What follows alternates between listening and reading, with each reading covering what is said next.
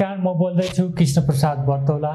यहाँहरूलाई इन्टेलेक्चुअल पथ केपी बर्तौला युट्युब च्यानलमा हार्दिक स्वागत छ। आज म कुरा गर्दैछु rich dad poor dad book review. दर्शकवृन्द, रिच ड्याड पुअर ड्याडमा यसका लेखक हुन् रोबर्ट कियोसाकी।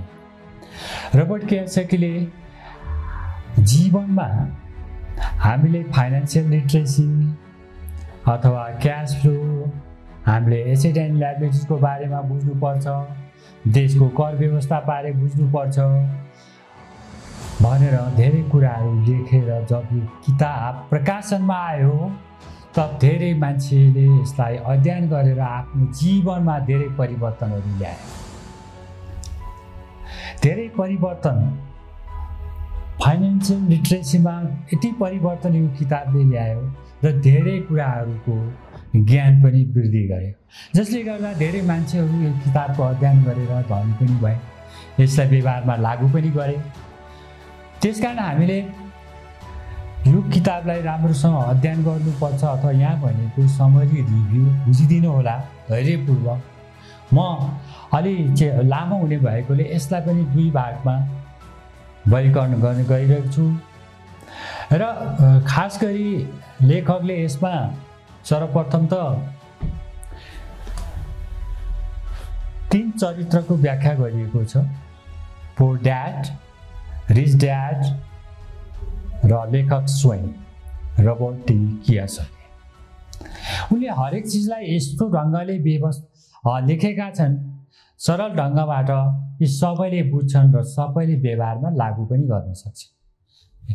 एउटा ठुलो आमूल परिवर्तन नै मलाई लाग्छ ल्याउनेछ, खास गरी फाइनेन्स सेक्टरमा, इन्भेस्टमेन्टमा, रियल इस्टेटमा तपाईँको आम्दानी बढाउने सवालमा तपाईँले के गर्नुपर्छ भनेर सुरुदेखि अन्तसम्म विस्तृत व्याख्या गरेको छ।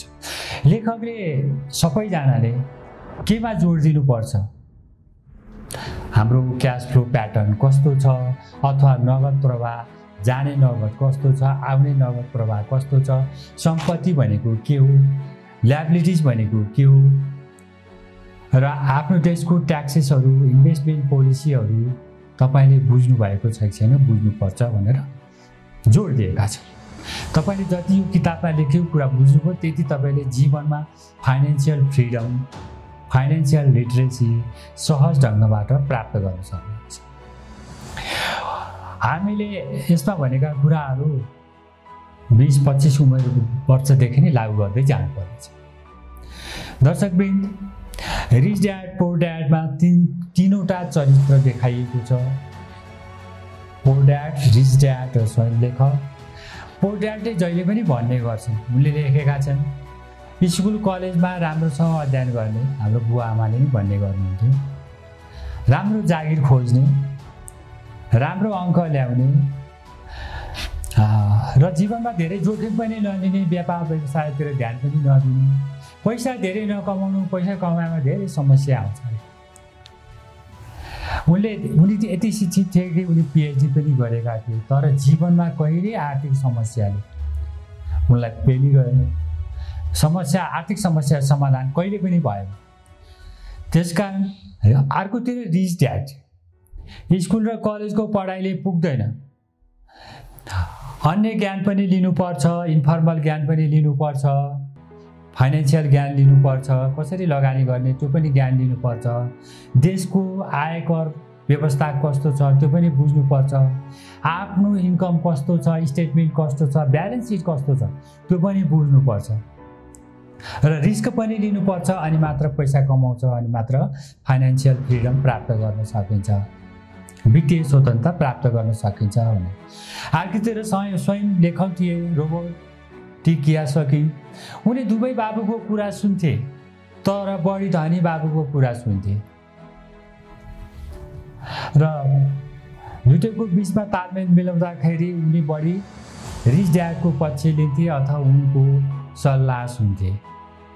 एक दिन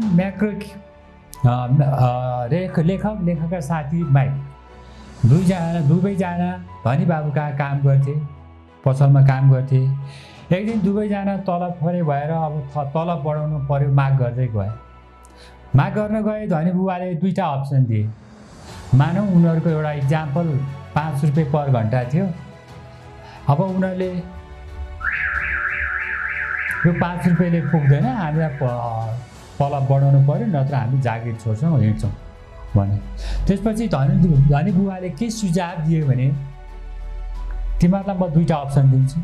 एउटा 5 रुपियाँबाट 50 रुपियाँ पर आवर गर्छु, 1 घन्टाको 50 रुपियाँ गर्छु, अथवा तिमीहरूलाई म यस्तो कुराहरू सिकाउँछु जसले जीवनमा तिमीहरूले धनी हुनसक्छ र त्यो शिक्षा दिन्छु तिमीहरूलाई, ल कुन रोज्छौ भन्दाखेरि दुवैजनाले, लेखक तथा लेखकका साथीले हामीलाई सिक्नुपर्छ, सिकाउनुहोस्। हामी 5 रुपियाँबाट 50 रुपियाँ पर आवर अथवा प्रति घन्टा हामी लिँदैनौँ भने। त्यसपछि लेखक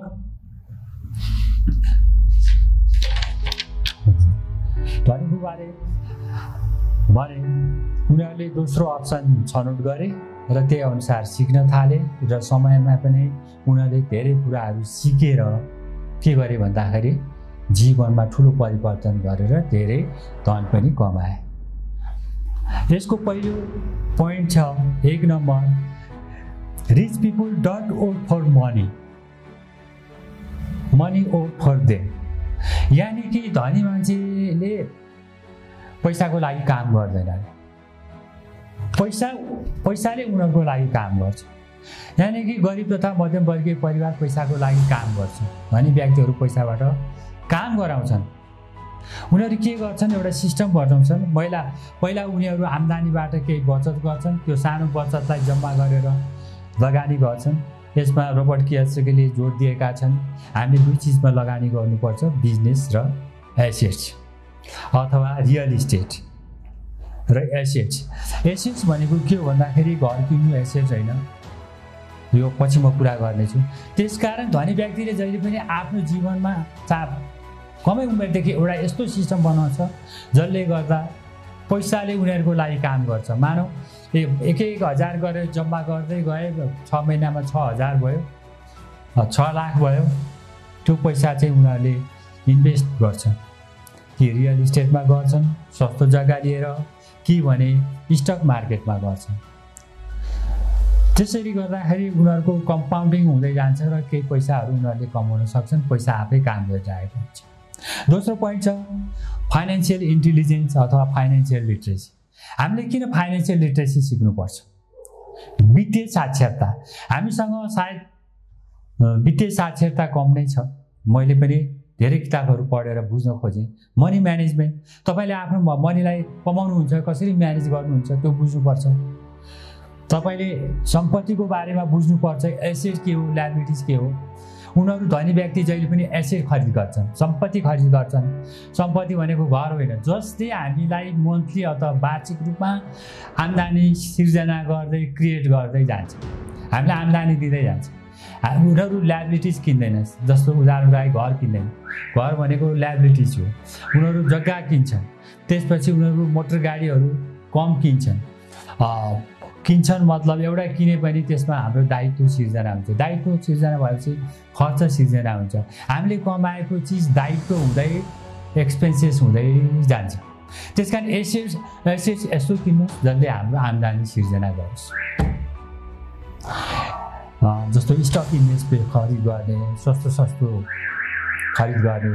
तपाईँले फाइनेन्सियल लिटरेसीमा एउटा कुरा भन्न चाहन्छु, नेपालमा तपाईँलाई इन्भेस्टमेन्ट गर्न चाहनुहुन्छ भने पहिला तपाईँसँग डिम्याट खोलिहाल्नुहोस्। ब्याङ्कको सबै ब्याङ्कको वेबसाइटमा गएर तपाईँले खाता पनि खोल्न सक्नुहुन्छ। प्रायः तपाईँले डिम्याट एकाउन्ट खोल्नुहोस्। खाता र डिम्याट भनेको सेयर डिबेन्चरको एउटा खाता हो।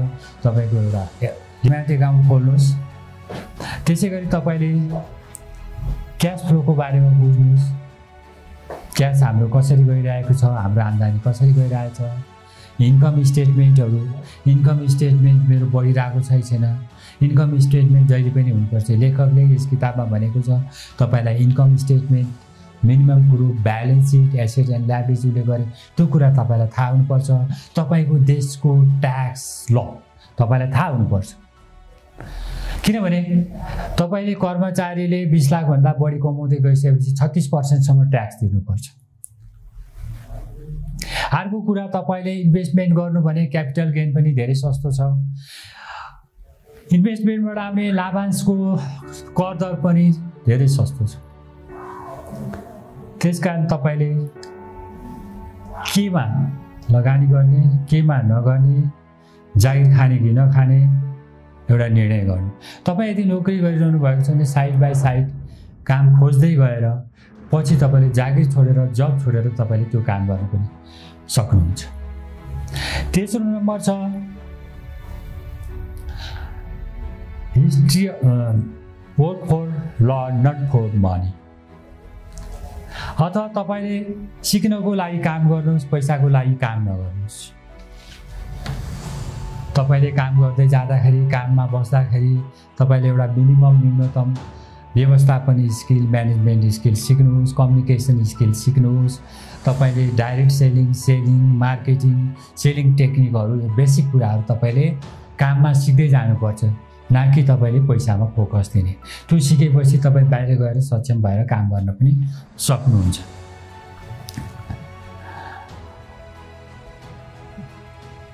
ओभरकमिङ अब्स्ट्याकल्स। तपाईसँग डरहरू हुन्छ, तपाईसँग फियर हुन्छ, केही काम गर्नुभन्दा डर हुन्छ, तपाईसँग अल्छीपना हुन्छ, तपाईको ब्याड ह्याबिट हुन्छ, खराब बानीहरू हुन्छ, तपाईको घमण्डीपन हुन्छ। तपाईले त्यसलाई हटाउँदै जानुहोस्। त्यस कारणले हामीले अगाडि बढ्न असहयोग गरिरहन्छ। यस्ता बानीहरू, डर, भय, अल्छीपन, तपाईको खराब बानीहरू, तपाईको घमण्डीपनहरू हटाउँदै जानुहोस्। यसले गर्दा लेखकले सुझाव दिने हाम्रा बाधाहरू नै यी हुन् अगाडि बढ्नको लागि। अब्स्ट्याकल्स, रिस्क। अब तपाईले रिस्कलाई कसरी लिनुहुन्छ? काम रिस्क लिनुपर्ने हुन्छ। धनी बाबुले जहिले पनि रिस्क लिनुपर्छ। जोखिम नभइकन हामीले कमाउन सकिँदैन। हामी सक्छु गर्न सक्छु भन्न सक्नुपर्दछ। त्यसकारण तपाईका यी जुन बाधाहरू छन् त्यसलाई हटाउन सक्नु पर्यो, अनि मात्र तपाईँ फाइनेन्सियली अगाडि बढ्न सक्नुहुन्छ। अर्को छ माइन्ड योर ओन बिजनेस। भनेको तपाईको व्यवसायमा तपाईले ध्यान दिनुहोस् अथवा व्यवसाय खोल्नुहोस्, सुरु गरिहाल्नुहोस्। तपाईको त्यसमा सुरु गर्दाखेरि तपाईसँग धेरै इन्कम छैन, आम्दानी छैन, पैसा छैन भने सानो एमाउन्टबाट इन्भेस्टमेन्ट गर्न सबभन्दा सजिलो बचेको एमाउन्टबाट लगानी गर्न प्रयास गर्नुहोस्। लगानी सुरु गर्नु सकिन्छ। पैसा छ भने रियल इस्टेटमा लगानी गर्नुहोस्। लेखकले जहिले पनि रियल इस्टेट र इन्भेस्टमेन्ट, स्टकमा इन्भेस्टमेन्टको कुरा गर्छन्, त्यसमा बढी फोकस गर्नु भन्छन् र डाइरेक्ट सेलिङको कुरा गर्छन्। त्यसकारण आफ्नो व्यवसायमा ध्यान दिनुहोस्, सुरुमै ध्यान दिनुहोस्, सुरु गरिहाल्नुहोस्, जसले तपाईँलाई सानो एमाउन्टबाट आम्दानी सिर्जना गर्दै अगाडि बढ्न सक्नुहुन्छ। त्यसकारण माइन्ड योर ओन बिजनेस, आफ्नो व्यवसायमा ध्यान दिनुहोस्। पैसा छ, सानो स्केलबाट लगानी सुरु गर्नुहोस्। हाम्रो परिवार कस्तोमा हुर्केका छौँ त्यो पनि हामीलाई जान्छ। धनी परिवारमा हुर्केका छौँ, हामीले सानैदेखि नै फाइनेन्सियल लिट्रेसी सिक्न थाल्छौँ। जस्तै धीरुभाइ अम्बानीका नाति एक दिन हजुरबुवासँग बेलुन किन्न पर्यो भनेर सानोमा झगडा गरेर बेलुन किने र त्यो बेलुनलाई गएर हावा भरे। हावा त फ्री हुन्छ, अहिले पनि अन्तर्वार्ता दिन्छन् उनका नाति। हावा त फ्री हुन्छ, गएर हावा भरे, अनि बेलुनमा हावा भरे, बाहिर लगेर स्कुलतिर लगेर बेच्न थाले। भनेपछि तपाईँको रिच माइन्ड सेट छ कि पोर माइन्ड सेट छ, त्यसमा भर पर्छ। तपाईँले जहिले पनि रिच माइन्ड कायम राख्नुहोस्। सानै उमेरदेखि यो प्रयास गर्नुहोस्, मैले केही कमाउनु छ, केही गर्नु छ, तर कमाउनु भनेर गएर नैतिक हिसाबले अथवा नैतिक हिसाबले अनैतिक तरिकाले कमाउनु भयो भने तपाईँको बिजनेस एटिच्युड, कमाउने एटिच्युड, यसलाई भन्छ रिच एटिच्युड, रिच माइन्ड, त्यो प्रयास गर्नुहोस्। जे सोच्नु छ तुरुन्त, लेखकको भनाइअनुसार जे सोच्नु छ तुरुन्तै गर्नुहोस्। Get started. तपाईले अनुभवको लागि पनि काम सुरु गरिहाल्नुहोस्, काम सुरु गरेर छोड्नुहोस्, अनुभवको लागि पनि सानो स्केलबाट बिजनेस गर्नु भन्ने सुझाव दिएको छ। हामी ठुला ठुला सपना सोच्छौँ, सानो सानो लगानीबाट काम सुरु। आजको लागि रिच ड्याड पुअर ड्याडको रिभ्यू यति नै अन्त गर्न चाहन्छु। धन्यवाद, नमस्कार।